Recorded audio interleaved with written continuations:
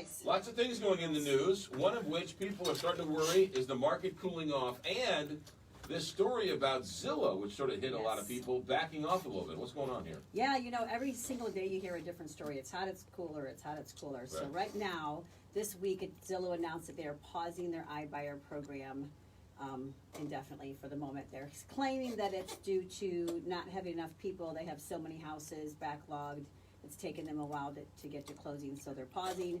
But the insiders are going, I don't know if I'm buying that or not. But we're thinking that maybe they're feeling like it's going to be a little bit of a correction coming, and continuing to buy houses overpriced, because that's what a lot of these iBuyers have been doing. They've actually been paying more than market value because these hedge funds have billions of dollars, and they can afford to go in and buy a home that's overpriced and not worry they're not selling it next year. They're going to hold it and rent it or flip it.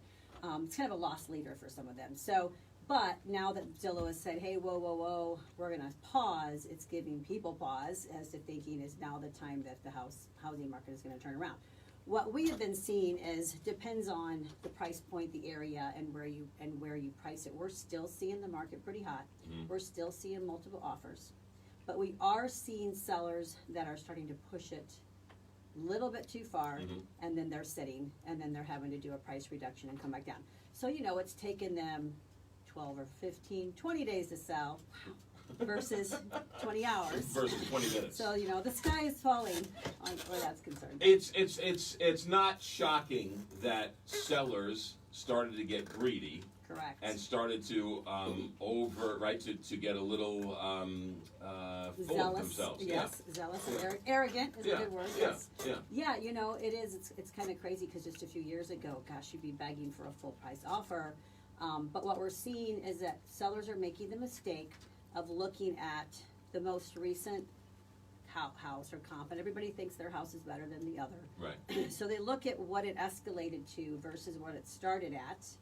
And instead of pricing it strategically to encourage that escalation or the eBay type bidding on there, they're starting at the very top point. So they're already dropping a few people off. And what we're seeing, funny, is it's almost like a revolt with buyers saying, enough is enough. This is ridiculous. I'm not going to pay this for this house. So they just don't even go or don't even make the offer. So when you lose a group of buyers, you lose that frenzy effect.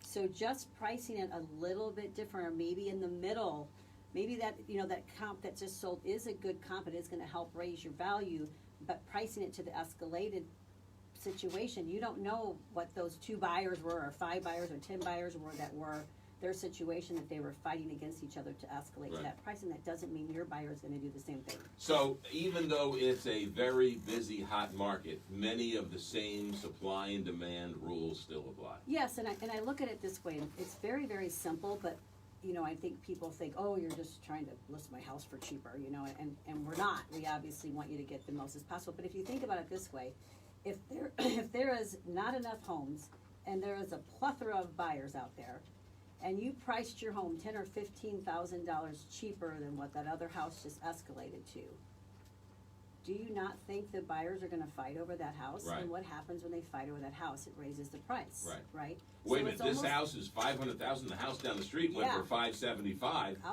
Let's try and get in on this one.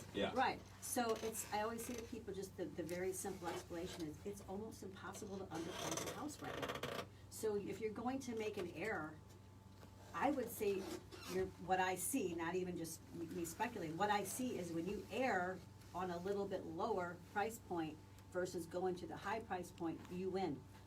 Say that again. You say it's virtually impossible. It's impossible to underprice a house in this market. Wow. Doesn't matter what you're asking. No one cares what you're asking. What is the buyer willing to pay right now? Right. And I'm seeing exorbitant amount of money on some of them going over asking price when they price lower. So it's a different mindset of, all right, I'm going to go in with this lower price, and I'm going to come out way ahead versus I'm going to ask up here because there's so many people and they're going to give me this money. The buyer will pay more if there are more offers. The buyer won't pay more if you're asking for more. Right. And people be like, but what if they only pay this? Well, then it wasn't worth more. If nobody is escalating, then your house wasn't worth more. Right. And you didn't make a mistake because If no it's- one went above. If it's marketed correctly, if Correct. everything is done correctly. Yes. Yeah. Yes. Yeah. Yep. So you go with a lesser agent, it isn't marketed correctly, it's not as widely known, Yep. you might not have If the you interest. don't know how to bring a house to market to create the buzz, and you're not with somebody that knows how to do that, truly knows how to market, Yeah. you're cutting yourself short. And also, if you think you can do this on your own, you're crazy, because you do not know how to work escalated offers, you do not know how to work appraisal gaps. There's just so many things in this market that is all new to everyone. Yeah. That if you haven't done it time and time again, you are leaving money on the table. That's why you've been doing it 20 plus years. Kathy Helbig, 314-276-SOLD, 314-276-SOLD. Brokered by eXp Realty. We all know her as Kathy Helbig Group, 314-276-SOLD, or the website kathyhelbiggroup.com, right? That Got still it? works. Sure, still works. That's really interesting. That is some hard-learned advice and really excellent advice, right? I mean, that took you a long time to learn Long that. time, 25 years. That's what you're paying for, people. It's 25 years of knowledge. That's Not just 1 week of selling your house. That is exactly right. 748, Big 550 KTRS.